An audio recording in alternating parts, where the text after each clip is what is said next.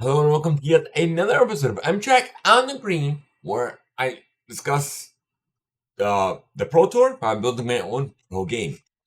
But nonetheless, my name is MTrack, if you aren't already aware. And on this episode of MTrack on the Green, I will be discussing this weekend's PGA Tour Championship, the BMW Championship, and more. So without further ado, let's get into the highlights of this. So I had me this past weekend, as per usual, and we'll get into all the changes as well later on. So,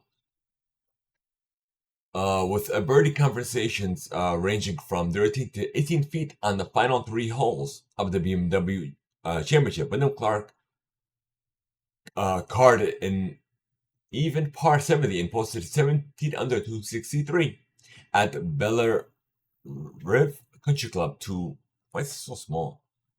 To prevail by 3 strokes in his third victory of the season and sixth career PGA Tour title. In addition to the $3.6 million of the $20 million purse, Clark has banked 750 FedEx Cup points. He will arrive third in the ranks for the winner-take-all Tour Championship next weekend in Atlanta. So we got the breakdown here. So he did score 263, 17 on the par. We have Patrick Cantley at number 2 with scored 266, 14 on the par, and 500 FedEx Cup points, a little over 2 million. We have Roy McIlroy. McIlroy, I know I said that. Number 4, Colin Morikawa and Chris Gotterup all scored. I don't know. Hold on. Roy McIlroy. No, I said that already. No, Roy McIlroy 267, 13 on the par, 350 FedEx Cup points, a little under $1.5 million. Gary Woodland, Colin Morikawa, and Chris Gotterup all scored 4. 268 points with minus 12 on the par, 300 FedEx Cup point, and a little under $1 million. And we have, you know what's funny? Scotty scored number 12, 273, minus 7, 112.5 FedEx Cup points, and under $500,000. And the funny thing is with Scotty, every announcer, what I've noticed already, even if he makes a bad play, makes a good play, no matter what it is, hopefully he hits it in the water. They'll praise every move he makes, so they won't talk anything bad about him. They'll just praise everything. Like, I love how that works. And look at where he scored. Not even the top 10. Way below the top 10. And they always praise him in every match. Even if he's not a part of that weekend matchup, they'll still praise him. Like, regardless of the fact that if he's a gold medal winner, it doesn't matter. You gotta treat everybody evenly. Like, they didn't even treat Wyndham Clark this way. Look, he won this. And he not only won it, he dominated it. It's on a whole nother level. Like, what? Alright, any which way, we have a schedule that was announced as well for next season. It'll feature 36 tournaments, including the Players' Championship, March 8th to the 14th, and 8 signature events. The schedule will include one event, the Sampro Championship. That's new, which will serve as the penultimate event of the regular season. Sopo joins the PGA Tour in a multi-year partnership that will see the global insurance and reinsurance organization sponsor a full field event in 2027 and a PGA Tour Championship Series event beginning 2028. Excuse me. The 2027 tournament will be contested on the North Course at Salvador Resort, which previously hosted a tour event from 2014 to 2025. While the tournament will shift to a new venue and mark in 2028, the 8 signature events will remain the same from 2026, beginning with the AT&T Pebble Beach Pro-Am February 1st to the 7th, and concluding with the Travelers Championship June 21st to the 27th. Will now be played March 1st to the 7th at Trump National Doral, while the Arnold Palmer Invitational presented by MasterCard moves on to March 15th to the 21st. The other signature events include the Genesis Invitational, February 15th to the 21st, RBC Heritage, April 12th to the 18th, the Truist Championship, May 10th to the 16th, and the Memorial Tournament presented by Workday, May 31st to June 6th. Signature events included the top 50 players from the previous year's FedEx Cup standings, as well as in-season qualifiers via the Aeon Next 10 and the Aeon Swing 5. The 30-player hosted signature events are the Genesis Invitational hosted by Tiger Woods, the Arnold Palmer Invitational presented by MasterCard and Jack Nicklaus, and the Memorial Tournament presented by Workday will again feature 36-hole cut to the top 50 and ties, plus anyone with 10 shots of the lead. The major championship venues 2027 include Augusta National Golf Club, the PGA Frisco, and the Pebble Beach Golf Links, and the Gold Course at St. Andrews. The regular season will conclude with the Geo by Raymond James, played August 2nd through the 8th at Sedgefield Country Club in Greensboro. Raymond James will take over as sponsor of the tour's annual Greensboro area stop, with the event set to be a part of the PGA Tour Championship Series in 2028. The FedEx Cup playoffs will follow the top 70 players looking to advance to the Tour Championship, the FedEx St. Jude Championship, and return to the TBC, Southwood, and Memphis, while the BMW Championship shifts to Liberty National Golf Course in New Jersey. On the site of 2017 President's Cup and a venue of the last hosted a FedEx Cup playoffs event in 2019. Here is the actual breakdown of each actual event.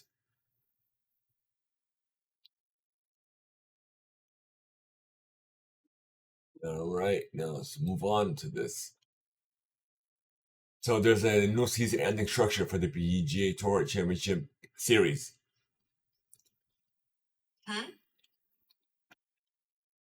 Weird, nobody acknowledged you. Okay, any which way. The tour first introduced its new competitive structure back in June, which will include the PGA Tour Championship Series and the PGA Tour Championship and Challenger Series.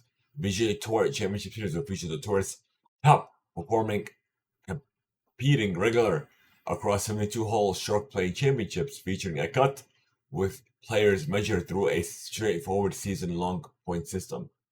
The new structure will also include a PGA Tour Championship Series finale where season-long winner will be crowned, followed by 2 weeks of match play across 2 different courses to identify a tour championship.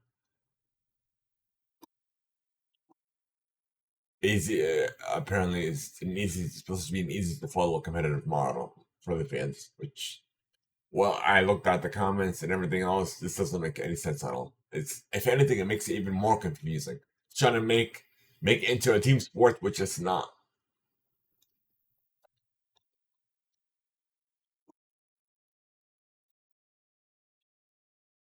Yeah, so that's about it. Let me look for a video to break this down. It'll be a lot easier. Give me 1 second.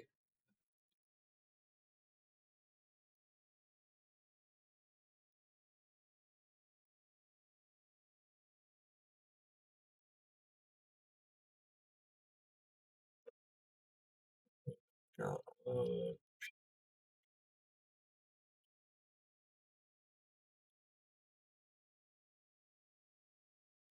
this won't be the changes, and I'll find it. Let's see.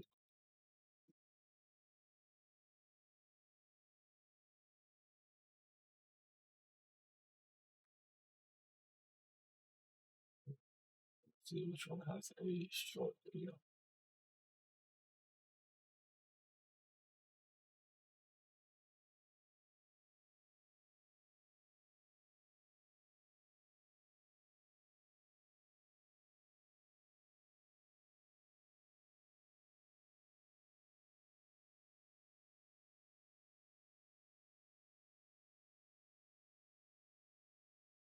Oh, that works. Golf today.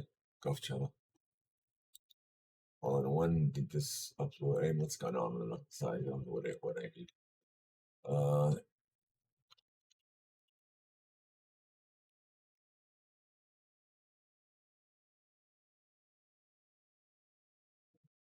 This other one. I forgot what I called. What I got called about.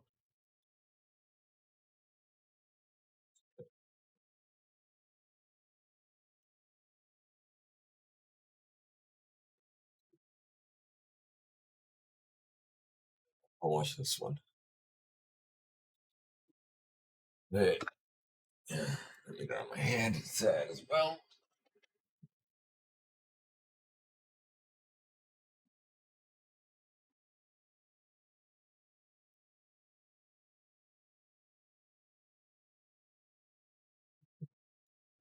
Just before.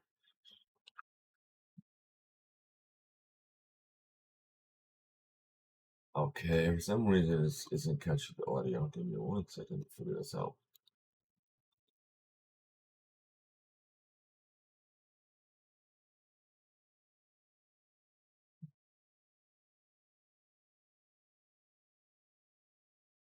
Like this There is we the go. most amount of golf news that has floated around over the last 2 weeks that I can remember. I know we're winding down the season with the Tour Championship this week, and we'll get to that in a bit. We'll also touch on the BMW. But Brian Roloff had a press conference, and he talked about the changes in a couple of years to the PGA Tour and the way that the finals are going to look like in the playoffs and match play being introduced.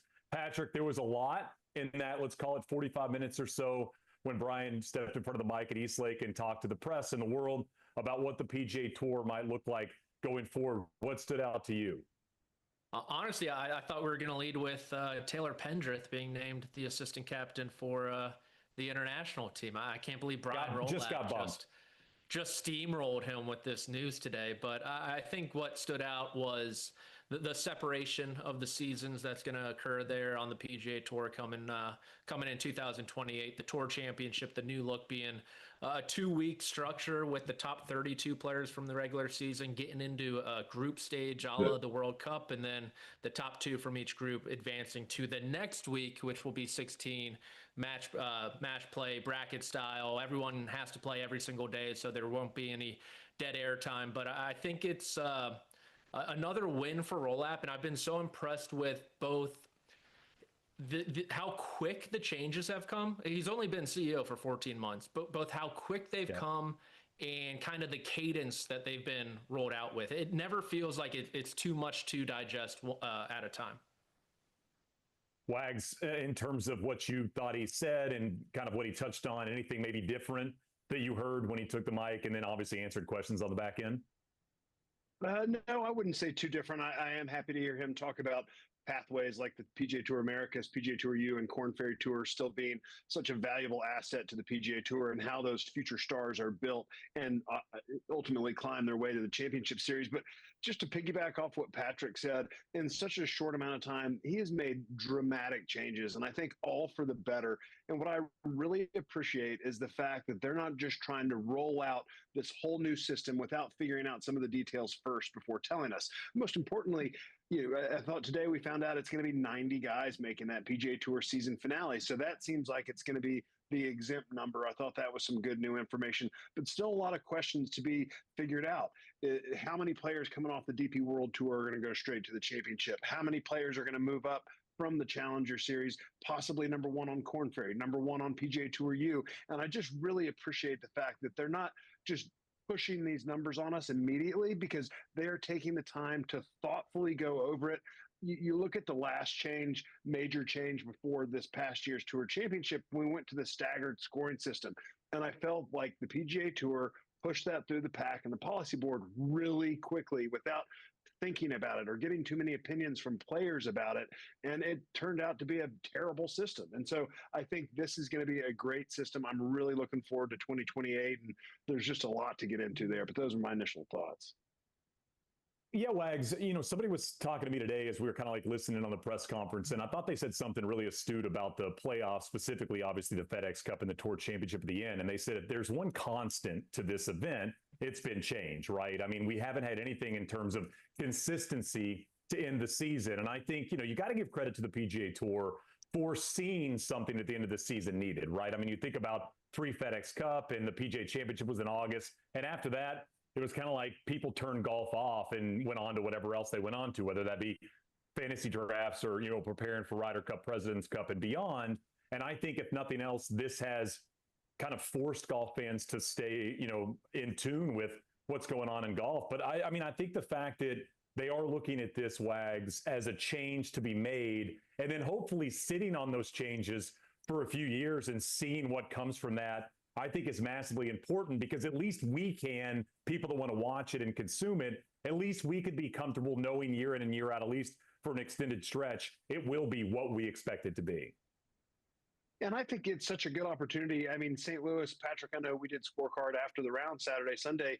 It was incredible out there. It was a venue that we hadn't seen much of lately. It had incredible fans. That needs to be the season finale. The BMW Championship needs to be the season finale. And it really gives a 3-week incredible run of golf. Like we talked, I think, last week about the PGA Tour has created this space, and they haven't necessarily done a great job bringing the eyeballs into it. With this new 3-week tournament stretch with the finale and the 2 weeks of a tour championship, I mean, it's going to be incredible. It's going to be much watched TV. And I think players, you could feel their excitement level in St. Louis last week as opposed to their excitement level in Memphis, going to a place that they hadn't seen, great crowds, and just a different town. So I'm bullish on the future.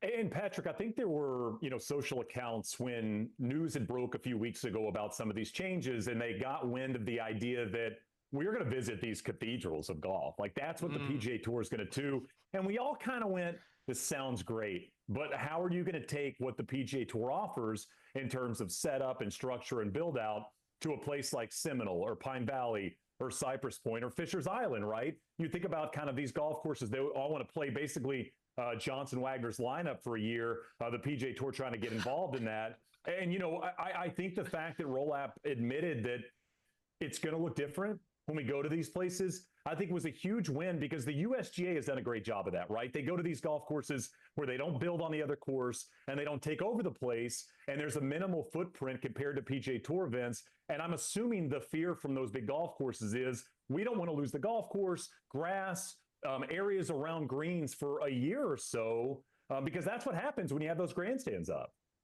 Yeah, and you'll get the big build out at the BMW Championship, Wags. I'm totally in agreement with you where they're probably going to take over this championship series finale. And I'm not sure if anyone does it better than the WGA and putting up an event like that. You mentioned it yourself. It felt like a major championship. It always just feels bigger than another run-of-the-mill PGA Tour event, the BMW Championship, that is, when I've gone to a couple of them. And then, like you mentioned, Shane, once you get past that week, it's like, okay, we can kind of tighten things up, make things more intimate. And I think with this, you cater to both the hardcore golf fan who wants to see those cathedrals, who dreams one day of playing a Pine Valley. I'm not saying they're going to go there, but of these courses that everyone talks about, but not everyone is able to see. But you also cater to the potential average sports fan and trying to make this pie bigger with the bracket style, with, let's call a spade a spade. All I'm seeing is the praising of the changes. That's all I'm hearing.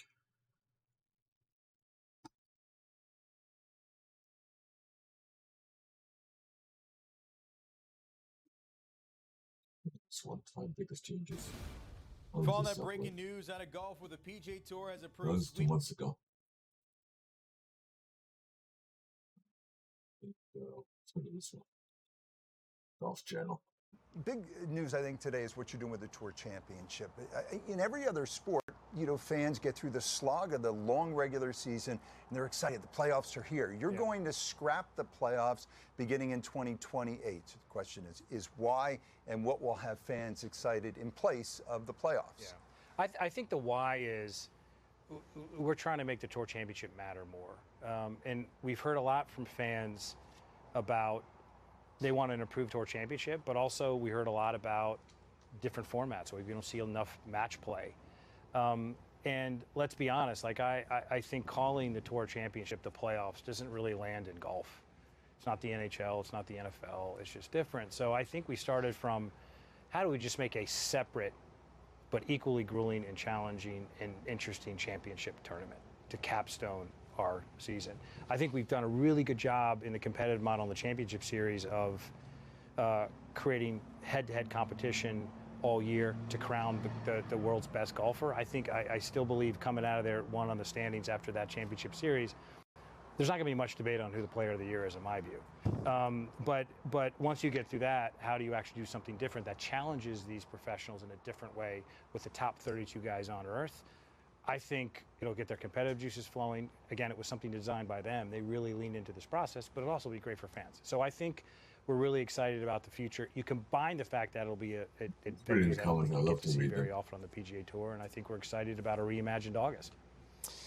Brian, we've seen other sports make changes. Baseball, basketball. Fans were complaining, interest was waning. You began your press conference by talking about how successful golf is. Yep. Ratings are up, gallery numbers are up.